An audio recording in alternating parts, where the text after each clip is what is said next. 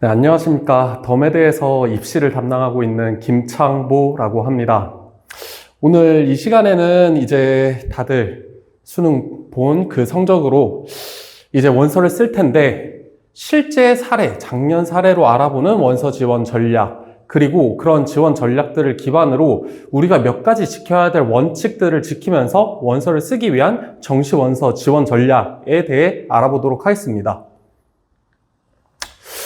우선 방금 그런 것들을 얘기하기에 앞서 이제 각종 사이트에서 예상 등급 컷 같은 것들이 나오고 이제 본인이 뭐 몇 등급이다 이런 얘기를 보통 주고받는 경우가 많은데, 사실 정시를 지원하는 데 있어서의 등급 자체는 그렇게까지 중요한 게 아닙니다.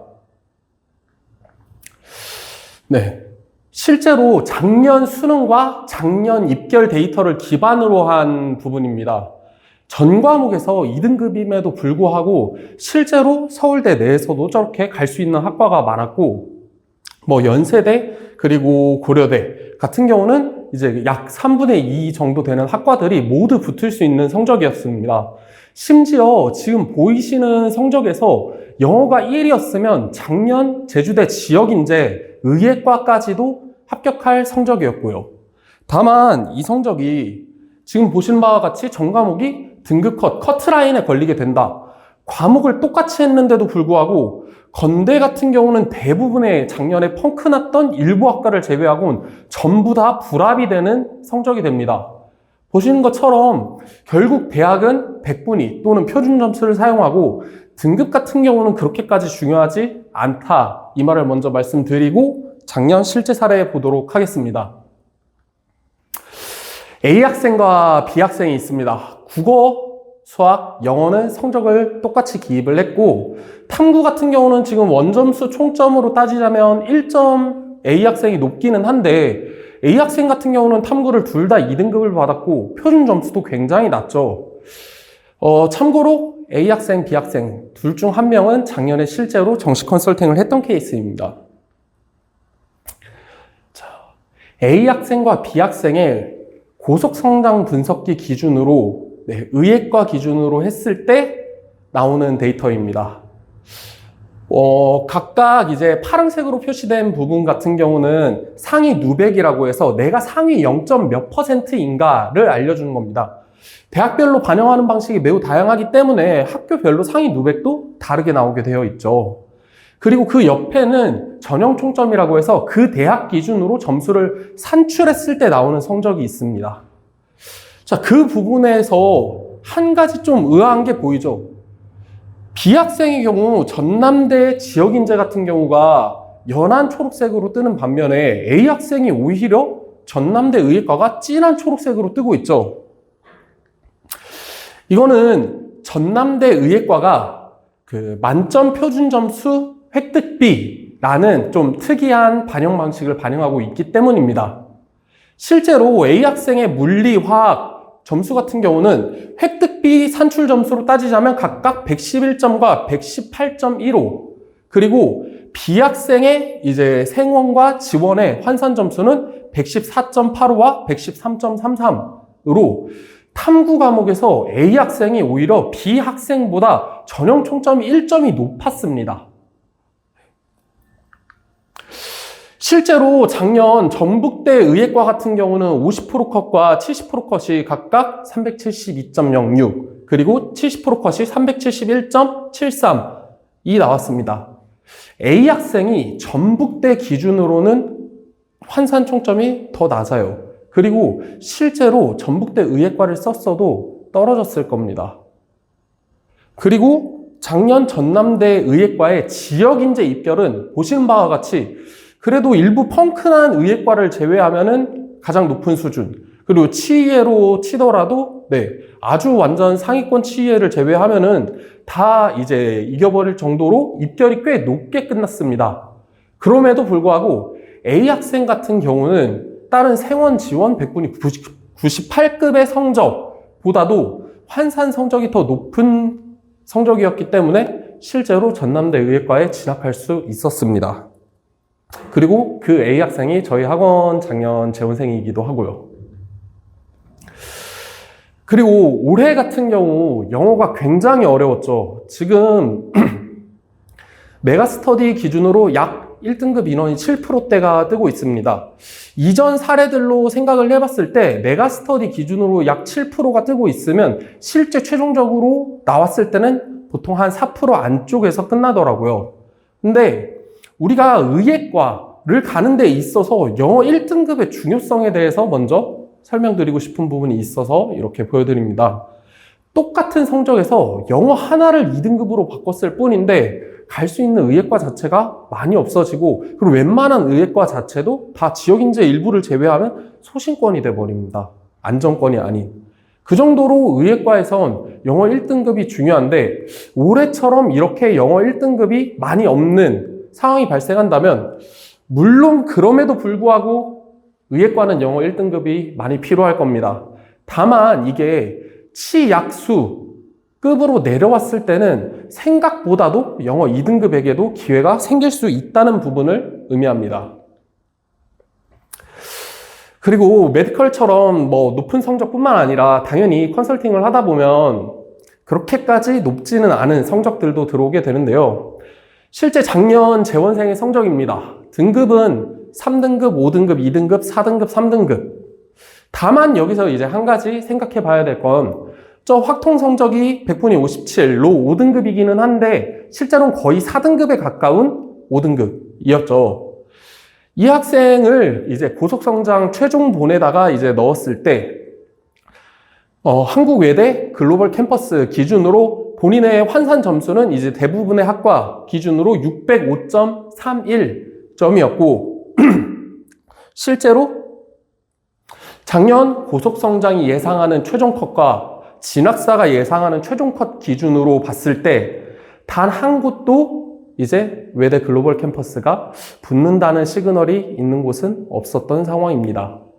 그리고 그 각각 최종컷 오른쪽에는 실제 입결로 나왔던 50% 컷과 70% 컷을 가져와 봤습니다. 보시면 대부분의 학과 기준으로 한 1점 몇 내지는 0점 몇 50% 70% 컷 차이가 많이 나지 않는 모습을 볼 수 있습니다. 다만 여기서 눈에 띄는 몇몇 곳이 있죠. 국가전략언어학과라든가 국제금융학과 같은 경우는 50% 컷과 70% 컷의 점수 갭차가 좀 많이 크죠. 6점으로. 다만 그 학과들 중 국제금융의 경우 50% 컷과 70% 컷이 6점 이상 차이 남에도 불구하고 70% 컷이 618.3입니다.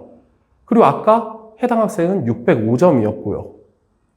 이 학생이 작년 기준으로 후보군에 넣어놨던 대학 중 실제로 붙을 수 있었던 곳은 국가전략언어 단 한 곳뿐이었습니다. 그리고 실제로 그 학과를 지원해서 합격을 했고요. 이렇듯 수능 성적이 우리가 원하는 만큼 나오지 않을 수는 있습니다.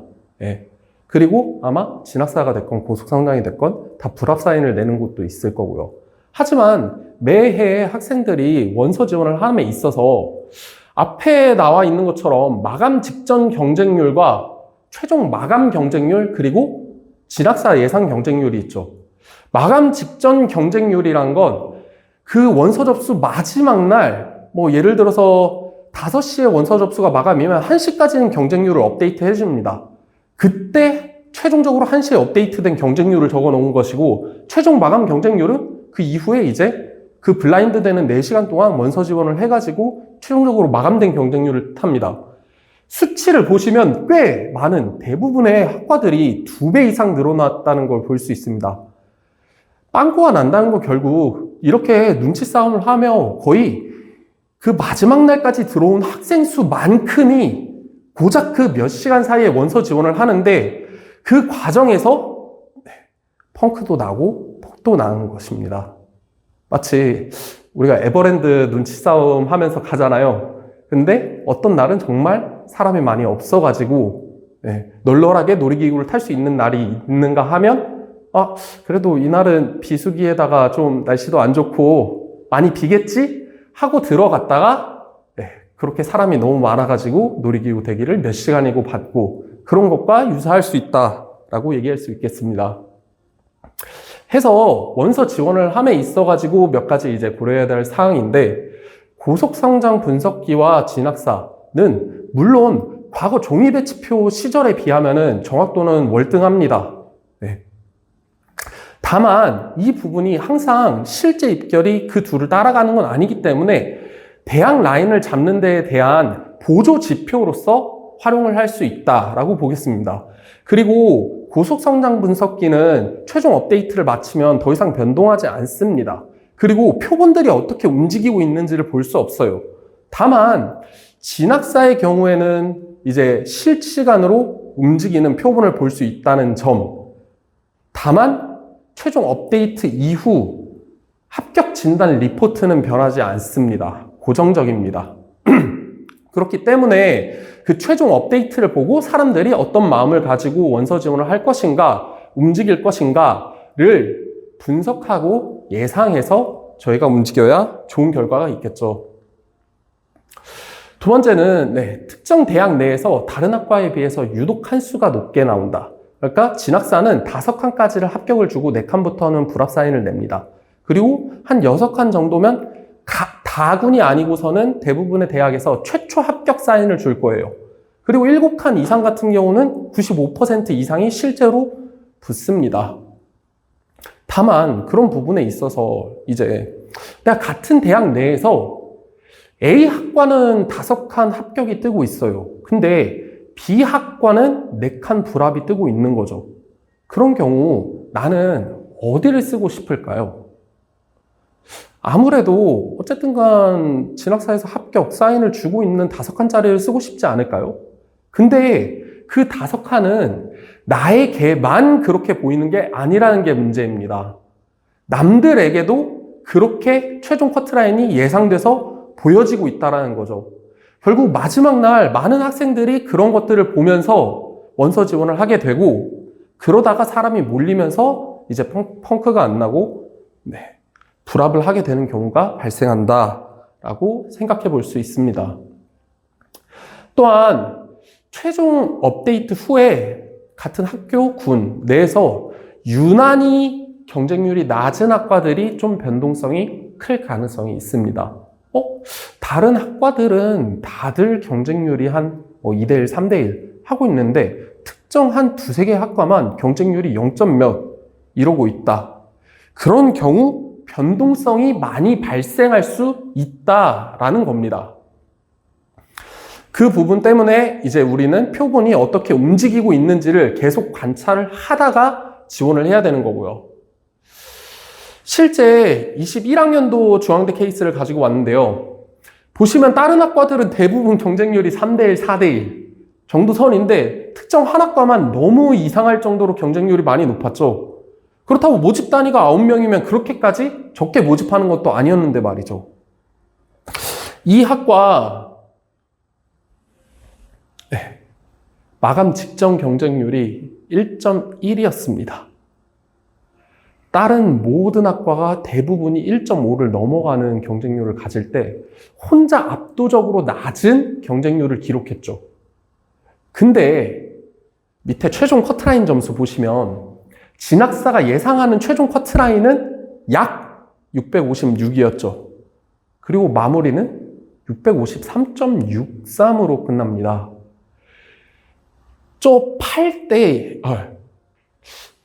73명의 학생이 들어왔는데 그 73명의 학생 중 진학사 기준으로 5칸 이상을 받고 있는 학생들이 거의 없었다는 걸 뜻합니다.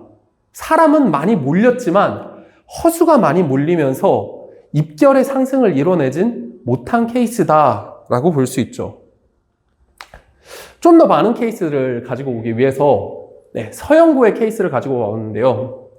실제 마감 직전 경쟁률이 제일 낮았던 5개 학과씩을 가지고 왔습니다. 그리고 해당 대학의 마감 경쟁률 보면 대부분의 학과들이 많이 올랐죠. 서울대 같은 경우는 마감 직전 경쟁률이 진짜 0.9에도 못 미칠 만큼 낮았던 일부 학과들이 마감 경쟁률이 그렇게 높지 않았던 식품영양 같은 곳도 있었음에도 불구하고 진학사 예상 최종 커트라인보다 오히려 성적이 올라간 곳, 좀 낮아졌어도 많이 낮아지진, 펑크까지는 나지 않은 곳들이 대부분이었습니다. 다만 그 부분에 있어가지고 뭐 고려대를 봐볼게요. 자, 불어불문, 중어중문, 노어노문을 봤을 때 불어불문이 중어중문이랑 노어노문에 비해서 1점가량 커트라인 점수가 높을 정도로 메리트가 있는 학과일까요? 그렇지 않겠죠. 네. 그런 상황에서 마감 직전 경쟁률은 세 곳이 비슷하게 1언저리를 기록하고 있는 상황입니다. 네. 대부분의 학생들이 이 두 점수 사이에 있는 성적을 가지고 있던 학생들은 그럼 어딜 쓰고 싶을까요? 그래도 5칸이 뜨고 있고 경쟁률이 낮게 잡힌 중어중문, 노어노문을 쓰고 싶을까요? 아니면 불어불문을 쓰고 싶을까요? 그리고 지금 보시는 669점이 아니라 거기서 성적이 살짝 아래인 약 668점 학생들은 그럼 어디를 쓰고 싶을까요? 그 점수대 학생들은 중어중문과 노어노문은 그래도 4칸이 뜨고 있을 겁니다. 불합이긴 하지만 그래도 합격권과 그렇게까지 많이 차이 나지는 않죠. 그런 상황에서 경쟁률이 1언저리다 보니까 이거 좀 잘하면 그래도 뚫릴 수 있겠는데? 라는 생각을 가질 수 있는 겁니다. 근데 그런 668점대 학생들이 불어불문 같은 경우는 3칸, 2칸이 나오고 있을 겁니다. 경쟁률이 낮았을지언정 그래도 그럼 3칸, 2칸이 뜨는 대학보다 4칸을 쓰게 되지 않을까요? 그 결과물이 지금 다음과 같습니다. 불어불문은 655대까지 뚫렸습니다. 이게 한 서성한 하위권 학과 갈 정도의 성적으로 고려대를 들어간 케이스였던 거죠. 자, 이렇게 정시원서 지원 같은 경우는 변수가 굉장히 많습니다. 그런 정시원서를 지원함에 있어가지고 우리가 그래도 좀 몇 가지 가져야 되는 기본적인 틀, 자세에 대해서 알아보도록 하겠습니다. 일단 사실 이게 제일 먼저 돼야 돼요. 네. 성적표가 나오고 또는 지금 이제 영상을 찍는 시점으로부터도 원서 지원까지 약 40일이 남아있는 상황입니다. 그 원서 지원을 하기 전에 본인이 어떤 지원 성향으로 원서를 쓰고 싶은지를 확실하게 해두어야 됩니다. 일단 첫 번째로 생각보다 재수하러 오는 학생들 중 많은 학생들이 대학은 붙었는데 그냥 등록을 포기하고 오는 경우들이 많습니다. 정말 후보군에 넣는 부분에 있어가지고 소신권인 대학조차도 붙어도 나는 들어갈 마음이 없다 라고 한다면 그럼 차라리 붙었을 때 다닐 생각이 1이라도 있는 가능성이 한 5%라도 되는 상향권 대학 3개를 써야죠. 그런 케이스는. 해서 내가 그래도 어느 정도 대학 라인까지는 다닐 의향이 있는지 이런 부분에 대한, 그리고 대학 라인끼리 비교를 해봤을 때 이게 일반적으로 입결상의 대학 라인과 학생들이 본인이 생각하는 약간 마음속의 우선순위는 또 다릅니다. 그런 부분이 있기 때문에 A대학과 B대학을 비교해 봤을 때 둘 다 붙으면 나는 좀 어디가 좀 더 가고 싶은지 이러한 부분에 대한 대략적인 우선순위를 먼저 정해 두셔야 됩니다. 그리고 기회비용은 무조건 발생합니다. 그렇기 때문에 플랜을 미리 짜두셔야 돼요. 마지막 날엔 그렇게 변동성이 너무 크기 때문에 그 변동성에 따라 가지고 플랜이 바뀌어야 됩니다. 지금 보여드린 건 실제 정시 컨설팅을 하고 나서 이제 상담 내용을 기록해 놨던 부분입니다. 이 학생의 경우 사실 숭실대 같은 경우는 당연히 합격 사인이 뜨는 대학, 학과는 아예 없었고요. 다만 이제 상향권으로 쓰고 싶은 학교 중 숭실대가 제 1순위였습니다. 그리고 만약에 숭실대가 이제 표본의 움직임이라든가 그런 부분들이 좋게 흘러가면 더 상향권으로도 하나 정도는 쓸 생각이 있었고요. 자, 그런 부분에서 만약에 뭐 국민대라든가 숭실대라든가 이쪽이 지원이 좀 많이 어려워진다면 단국 성신 내에서 학과에 대한 우선순위도 정해놨습니다. 이렇게. 그리고 저렇게 우선순위를 정해놓고 다만 이제 단국 성신까지 내려가고 싶지는 않고, 근데 숭실 같은 경우는 붙을 수만 있다면 난 학과는 상관 안 하겠다.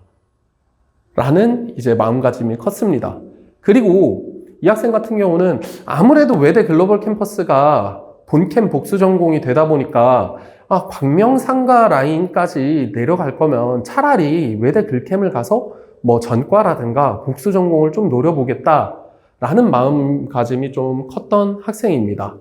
자, 이 학생 같은 경우는 플랜을 이렇게 짤 수 있었던 가장 큰 이유는 그렇게 다군의 외대 글로벌 캠퍼스라는 진짜 안정급이 아닌 하향급의 대학을 확실하게 그래도 붙을 곳을 하나를 잡아뒀기 때문에 그걸 기반으로 소신상향권을 짤 수 있었던 거죠. 마지막 날 상황이 정말 좋게 돌아가서 진학사에서도 컷을 높게 예상했고 마감 직전 경쟁률도 낮으면서 마지막 날 표본들이 쫙 빠져나가는 학과들이 숭실대에 좀 있다. 그러면은 숭실대에 한 장을 쓰고 한 장은 더 높게 바라보게 한 장을 쓰고 안정을 하나 쓰는 거죠. 근데 이 부분에 있어서의 중요한 부분입니다. 플랜 A대로 가면 정말 좋겠지만 마지막 날 상황이 꼭 그렇게 좋게만 흘러가지는 않겠죠. 그래서 결국 숭실대가 좀 상황이 애매모호해졌을 때 그때는 이제 숭실대 두 곳 중 한 곳이라도 좀 붙을 확률이 60-70%. 그러니까 다군의 안정을 쓰긴 했지만 다군을 갈 확률을 30%, 40% 미만으로 만들고 싶은 마음이 더 컸던 학생이라는 겁니다. 안정 하나만 붙고 싶은 학생이 어디 있을까요? 그리고 광명상가 갈 바에는 외대글캠이라고 했지만 이 학생 같은 경우는 일단 단국 성신 같은 경우는 가능성이 충분히 있었거든요. 그 정도 라인이라면 당연히 외대글캠보단 본인은 단국대 또는 성신대 그리고 가능하다면 학과는 좀 원하는 우선순위가 높은 학과로 가고 싶었다 이런 마음이 컸던 학생인 겁니다. 그렇기 때문에 숭실대 그래도 두 장을 썼을 때 둘 중 하나는 붙을 확률이 한 3분의 2 정도 된다. 그런다면 약 3분의 1의 안정을 가야 되는 상황을 감안하고서라도 이제 숭실대 두 장을 쓰고 싶다. 이게 플랜 B였고 플랜 C 같은 경우가 숭실대가 너무 상황이 좀 안 좋게 흘러갔을 때 그럼에도 불구하고 숭실대를 한 장이라도 적고 싶기 때문에 숭실대를 한 장을 적고 좀 다군을 안 갈 수 있는 상황을 만들기 위해서 단국대 또는 성신대를 한 장을 쓰자 이러한 플랜으로 갔습니다. 결국 원서 접수 마지막 날 상황은 좀 안 좋게 흘러가가지고 플랜은 C로 가게 됐습니다. 이 학생 같은 경우는 숭실대 같은 경우는 도고동문을 썼고 그리고 성신여대 미디어 커뮤니케이션을 썼습니다. 최종 결과는 성신여대는 전화추합 초반에 붙었고 숭실대 도고동문 같은 경우가 추합 마지막 날 전화를 받았습니다. 근데 성신여대를 가더라고요. 원래 기존 우선순위와는 다르게 이게 사실 원서를 쓰고 나서도 한 달 이상의 시간이 비게 되거든요. 그 시간이 비는 동안 학생들의 마음은 계속 사실 바뀔 수 있습니다. 우선순위를 정해두라고는 했지만 결국 이러한 선택을 할 수가 있는 부분이고 다만 후회가 남지 않게 원서 지원을 하려면 기본적으로 플랜을 짜두고 그 플랜에 맞게 이제 마지막 날 원칙을 지키면서 원서 지원을 하는 부분이 중요하다라는 겁니다.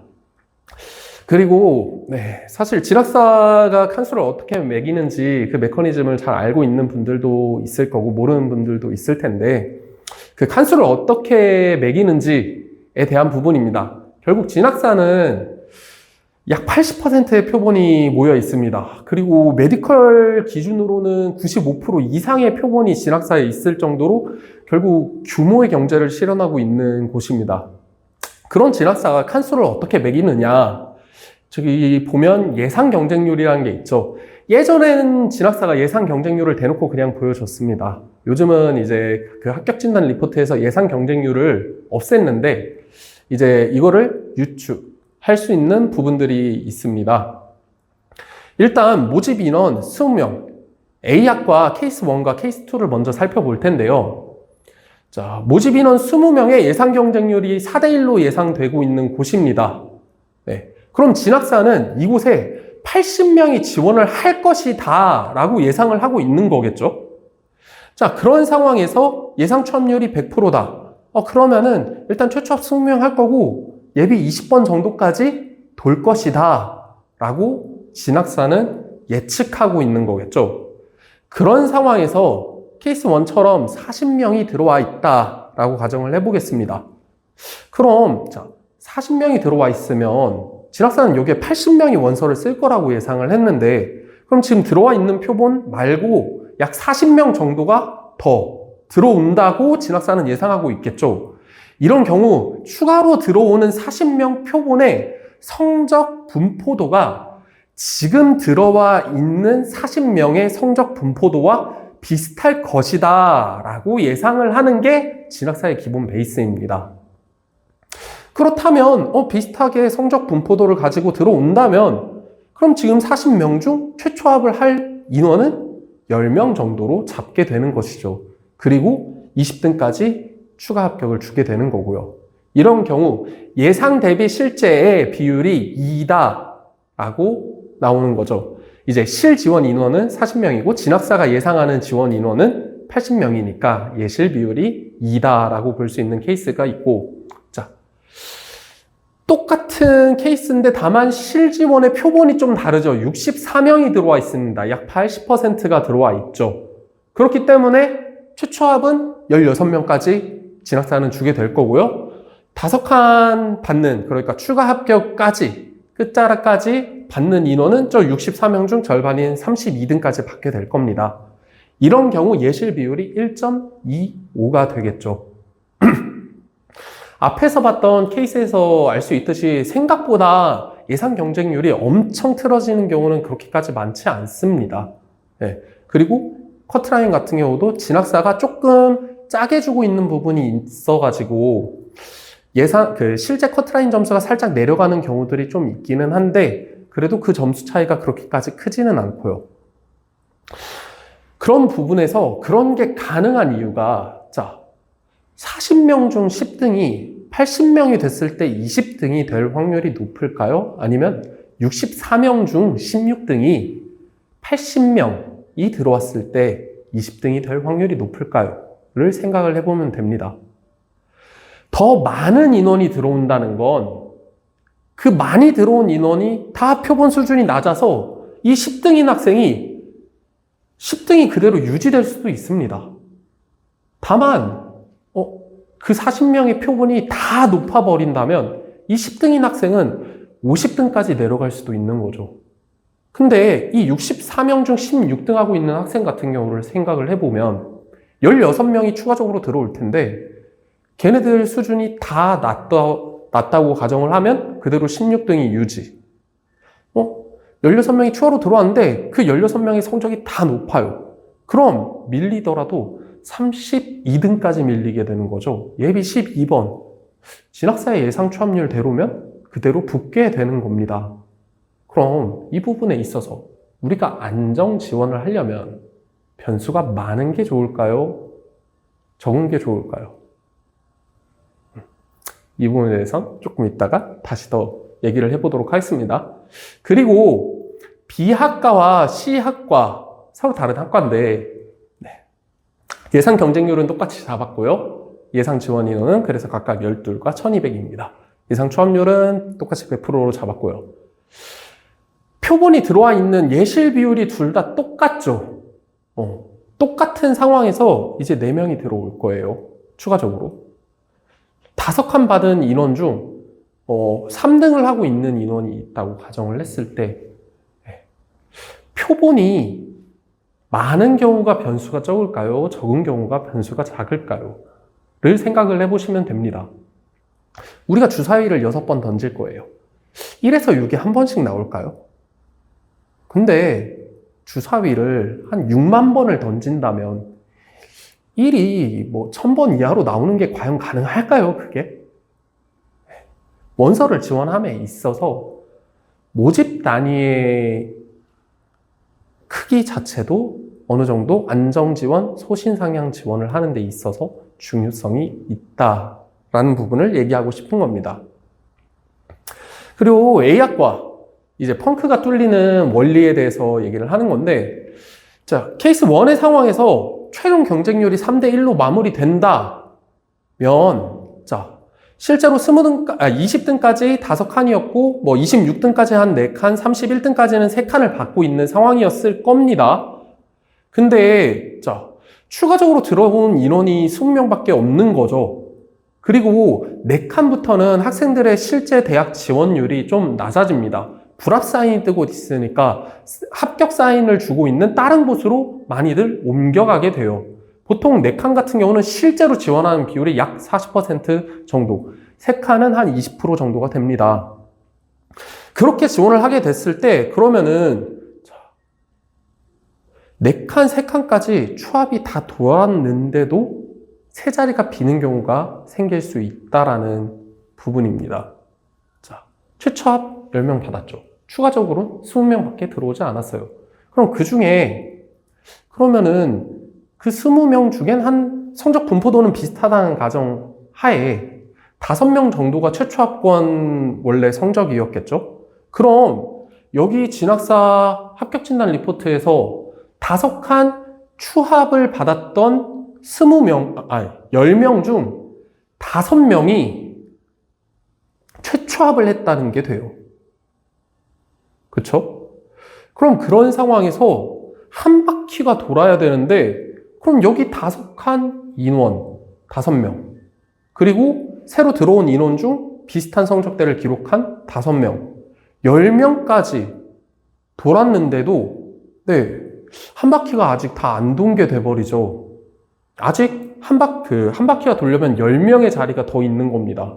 근데 그런 상황에서 저 6명의 4칸 중 약 40%가 지원을 하다 보니까 그 인원들이 붙는다고 가정을 했을 때 한 3명 정도가 더 붙고, 저 31등까지 중 한 2명 정도가 붙는다고 가정을 했을 때 5명이 되는 거고, 추가로 들어온 표본에도 비슷한 성적대의 학생들이 이 40명에서 아까 20명이 더 들어온다 했으니까 절반 정도, 그럼 한 7.5명이 되죠, 총.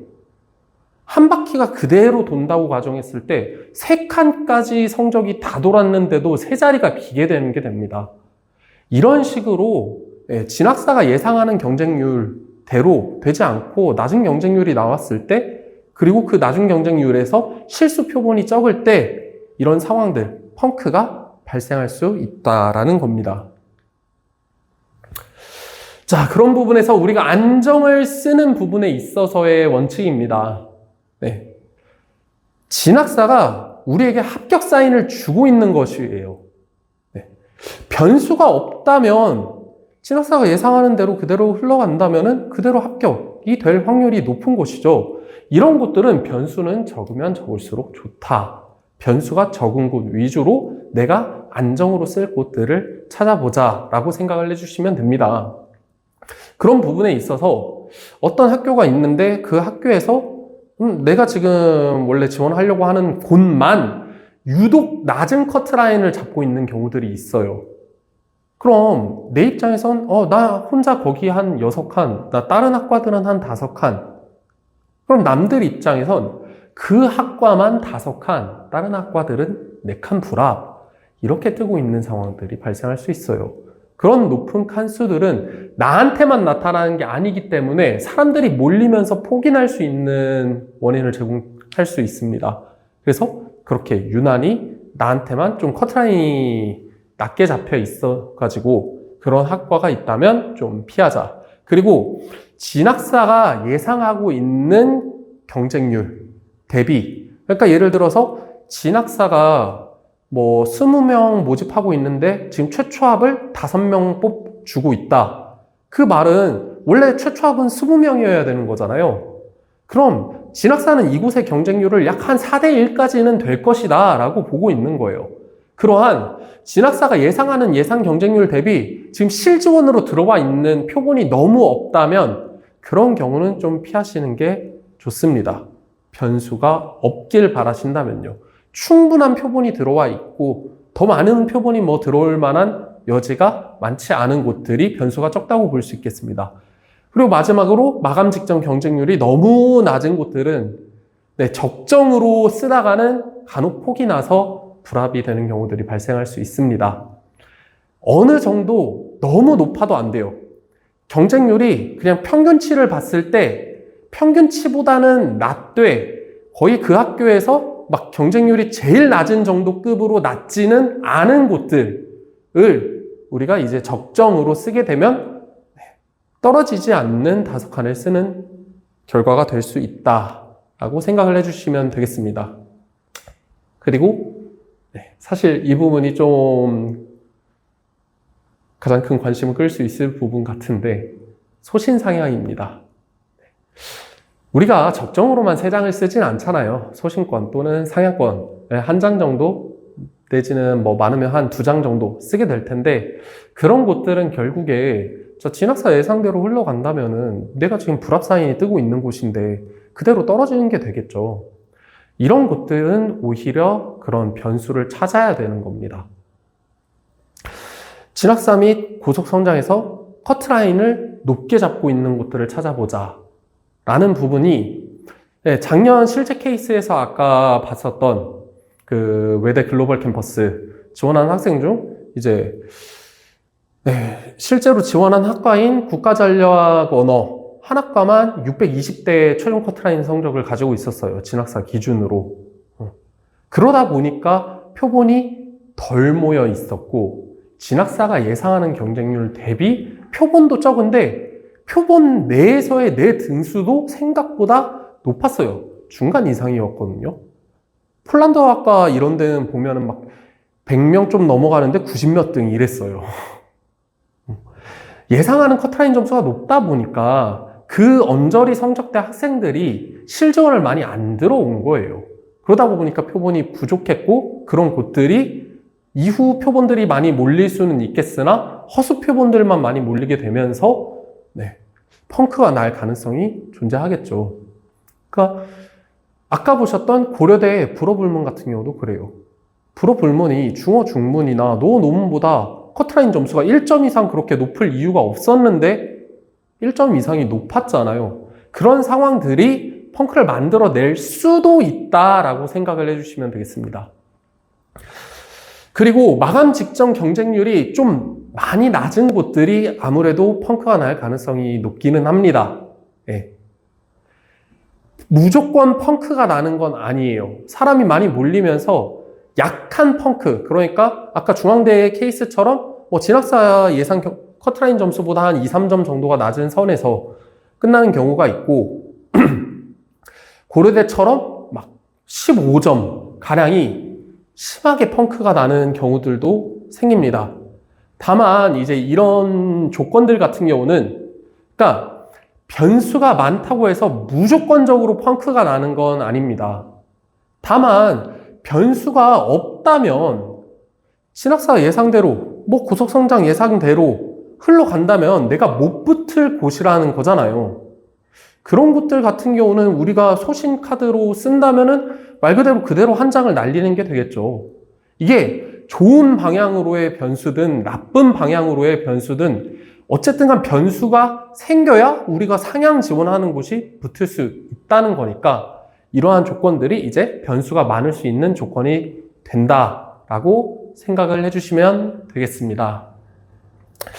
다들 수능 보느라 너무 고생하셨고 아직 끝난 게 아닙니다. 저는 이제 제5교시 원서 영역이라고 말을 하거든요.